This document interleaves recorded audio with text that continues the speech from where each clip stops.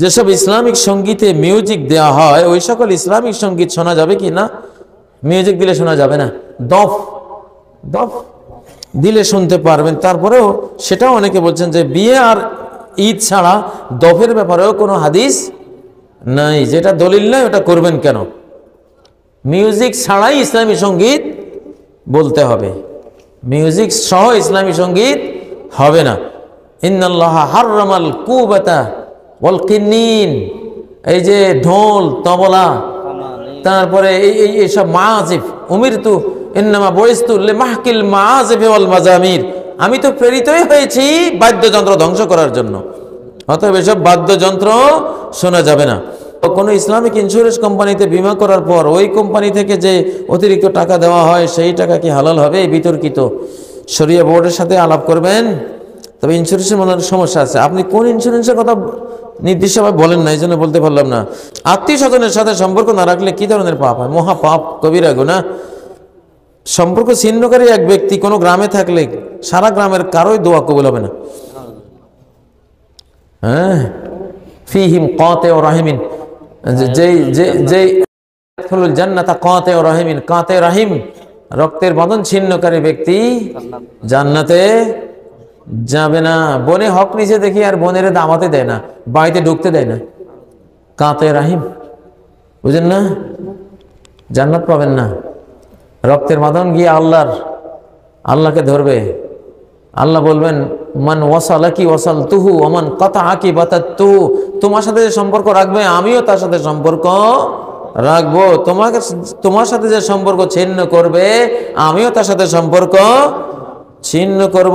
মেয়েদের ও ছেলেদের নামাজের মধ্যে পার্থক্য আছে কি? আমাদের দেশে তো বিশাল পার্থক্য, কিন্তু হাদিসের মধ্যে কোনো পার্থক্য পাওয়া যায় না। রুকু ছেলে মেয়েদের একরকম, সেজদা ছেলে মেয়েদের একরকম, বৈঠক ছেলে মেয়েদের একরকম। সাল্লু কামা রাআইতুমুনি উসাল্লি, কোন দলিলে মেয়েরা মাটির সাথে মিশে সেজদা করবে? দলিলটা কি? কেউ জানে না। জমি এটা আমি খাই, দলিল দাও। কয় দলিল তো নেই। এই জমি টিকবে? যে সেজদার দলিল নেই, সেজদা টিকবে? টিকবে না। উমিরতু আন আসজুদা আলা সাবআতি আযমিন, 7 অঙ্গের উপরে সেজদা করব, এটা আমাকে আদেশ করা হয়েছে। নারীরা 9-10 অঙ্গের উপরে সেজদা করে, দলিল কি? 7 অঙ্গের উপরে করবা, বুঝেন না? লাআল্লাকা মিনাল্লাযিনা ইউসাল্লুনা আলা আওরাকিহিম ইয়ানি ইয়াসজুদু হুয়া লাসিকুন বিল আরদি। আব্দুল্লাহ ইবনে ওমর বলছেন, এই তুমি কি ওই খারজিদের অন্তর্ভুক্ত যারা মাটিতে মিশে সেজদা করে? এটা ইরাকের একদল খারেজি যারা হযরত আলীকে হত্যা করেছে, যারা ভালো ভালো মুসলমানদের খুন করতো, সন্ত্রাসী, এটা ওরাও এরকম সেজদা করতো। এই সেজদার কোনো দলিল নেই। এই জন্য নারী পুরুষের রুকু সেজদা বৈঠক কি একই রকম। নামাজের মধ্যে ইমামের পিছনে মুক্তাদিদের সূরা ফাতিহা পড়া যাবে কি? যাওয়া উচিত, পড়া উচিত। সমস্ত হাদিস সূরা ফাতিহার পক্ষে, বুঝেন না? পড়া মুস্তাহাব, কেউ বলছেন ফরজ, কেউ বলছেন পড়া যাবে না। এই 3 কথার মধ্যে পড়ার পাঠটাই বেশি শক্তিশালী। ফজরের নামাজের মধ্যেও নবীজি বলেছেন ফালা তাফআলু ইল্লা বিউম্মিল কোরআন, এই ফজরের মধ্যে অন্য সূরা পড়ো না, তবে সূরা ফাতিহা পড়বা। জোরে কেরাতের মধ্যেও বলছে সূরা ফাতিহা ইমাম যখন থামবে, থামার মধ্যে মধ্যে তোমরা পড়ে নিবা। এটা পড়লে, কারণ সূরা ফাতিহার অপর নাম হলো সালাত, সূরাতুস সালাহ, সালাতের সূরা। মুসলমানের জন্য কি ইসলামী দল করা ফরজ? দয়া করে বলবেন। ইসলাম নিজেই তো একটা দল। দল অনেকগুলি আছে, আর দল বাড়ানোর দরকার নেই। যেগুলি আছে এখন তোমরা সবাই মিলিয়ে এক দল হইয়া যাও। পদ্মা, মেঘনা, যমুনা সব মিলিয়ে বঙ্গোপসাগরে পড়ে সাগর হইয়া যাও, ঠিক না? তাহলে আর কেউ মারতে পারবে না। নতুন করে কোনো দল বাড়াবার দরকার নাই, বহু দল আছে, সব এক হইয়া যাও ভাই। হ্যাঁ, ঠিক না? আমরা আমাদের সর্ববৃহৎ দল হলো ইসলাম। ইসলাম নিজে একটা সংগঠন, ইসলাম নিজেই একটা সংগঠন। এই সংগঠনের সদস্য সবাই হয়ে যাব, যে যে দল করি না কেন ইসলামের পথে সবাই ঐক্যবদ্ধ, তাহলে ইনশাআল্লাহ ইসলামের বিজয় সময়ের ব্যাপার মাত্র। ঈমানকে মজবুত করার জন্য কোন কোন আমল বেশি করতে হবে? যত সুন্নত আছে, সহি আমল আছে, এগুলি করবেন। কোরআন তেলাওয়াত করলে ঈমান বেড়ে যায়।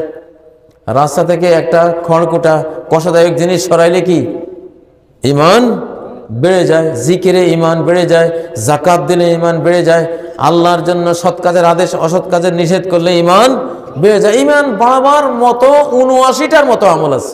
কয়টা? ৭৯টার মতো আমল আছে। এগুলি কোরআন হাদিস থেকে শিখে নিতে হবে, এতগুলি বলার সময় নেই। কওমি মাদ্রাসার বিরুদ্ধে কথা বললে কি ওই লোককে নাস্তিক বলা ঠিক হবে? কেন? কওমি মাদ্রাসার কি সব কাজ ঠিক? আলিয়া মাদ্রাসার কি সব ঠিক কাজ? ভুল আছে না? ভুল আছে। আমাদের কওমি মাদ্রাসাগুলি বলেন, যে কোনো এইসব মাদ্রাসার মধ্যে যেগুলি ভুল আছে আমরা সেই ভুল সমালোচনা করতে পারি। আলিয়া মাদ্রাসার ভুল আছে, পোলা মানে দাড়ি কাটে, হ্যাঁ, শার্ট প্যান্ট পরে, বিভিন্ন উল্টাপাল্টা কাজ করে, মন্দ কাজ করলে তো সমালোচনা করতে হবে। আবার কওমি মাদ্রাসাগুলিতে 16 বছর পরে একখান কথা বোঝে। কয়খান কথা? 16 বছর পরে একখান কথা বুঝি বাইর হয়। কি? কোরআন হাদিস বুঝা আমার কাজ না। এইটা ইমামরা বুঝছে, বড় বড় ওলিরা বুঝছে, আমি বুঝতাম না। আমি রহমতুল্লাহ আলাইহি ফরমায়া মুদ্দাজ্জাল্লাহুল আলী নে কাহা, আমি এগুলি নিয়ে থাকবো। বুঝেন না? কারণ কওমি মাদ্রাসা আমিও পড়ছি। দলিল ঘাটলে কয় গোস্তাক বেয়াদব। এই যুগ শেষ। কওমি ছাত্ররা, বাবারা তোমরা যারা আছো, দলিল ছাড়া কোনো জিনিস মানবা না, ঠিক না? 16 বছর পরে যদি এইটা বুঝে বের হও যে কোরআনের তর্জমা পড়া হারাম, কোরআন বুঝার দরকার নাই, 16 বছর পরে এইটারই বুঝলা, হ্যাঁ, এটার জন্য এত কষ্ট? কোরআন অবশ্য কোরআন বুঝার জন্যই তো মাদ্রাসা নাকি? সে কোরআনে বুঝলা না তো কি বুঝলা? কত আফসোস লাগে। দাওরা পাস, টাইটেল পাস, সূরা কাউসারের তর্জমা জিজ্ঞাসা করি, পারে না, পারে না, কারণ এই চেতনাই তৈরি হয়নি। আমি কওমি মাদ্রাসার দুর্নাম করি না, কারণ বাংলাদেশে কওমি মাদ্রাসাগুলি ইসলামের বিরাট সহায়ক এবং ইসলাম টিকে আছে তো এসব মাদ্রাসার কারণে। কিন্তু দুই একটা পয়েন্ট ভুল থাকলে এই ভুলটা ধরা কি দোষ না? এটা ভুল ধরাটা রহমত, রহমত, এটা ধরতে হবে। বেগম রোকেয়া তার সাহিত্যকর্মে আফসোস করেছেন যে এই দেশের মৌলভী সাহেবগণ বলেন কোরআন বুঝা নাকি গুনাহ। কি আশ্চর্য কথা! রোকেয়া লিখতেছেন যে মাতা ভগ্নীদেরকে ভোরের মক্তমে তোতা পাখির মতো কোরআন শিক্ষা দেওয়া হয়, কতই না ভালো হতো যদি অর্থসহ কোরআন শিক্ষা দেওয়া হতো। রোকেয়ার এই কথাটা যেদিন আমি পড়েছি সেদিন আমি নিয়ত করেছি যে বেগম রোকেয়া তোমার নামে একটা মাদ্রাসা করব। আলহামদুলিল্লাহ আমি মাদ্রাসা করেছি। এখন সেই মাদ্রাসার 400-450 ছাত্রী। বেগম রোকেয়ার বাড়ির পাশে বেগম রোকেয়া ইন্টারন্যাশনাল গার্লস মাদ্রাসা।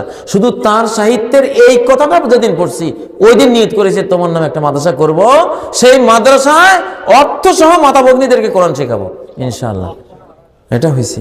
দেখেন রোকেয়ারে আল্লাহ এই সম্মান দিয়েছে, এমনি দেয়নি। আলেমরা বুঝে না যে কোরআন বুঝতে হবে, আর রোকেয়া সে কবে কত বছর আগে সে বুঝছে যে কোরআন এটা বুঝে পড়ার জিনিস। একটা হিন্দু গিরিশচন্দ্র যে 3 জন প্রথম তর্জমা করছে, 3 জনের 3 নম্বর উনি পর্যন্ত বুঝছে যে এই মুসলিম জাতিটা যদি কোরআনটা বুঝতো তাহলে এই মুসলমানগুলি সমাজের এই সমস্যা হইতো না, এরা অনেক উন্নত হইতে পারতো। একটা হিন্দু পর্যন্ত বুঝছে। সে বুঝছে যদি আমরা আলেমরা না বুঝি, এই দুঃখ রাখি কোথায় বলেন?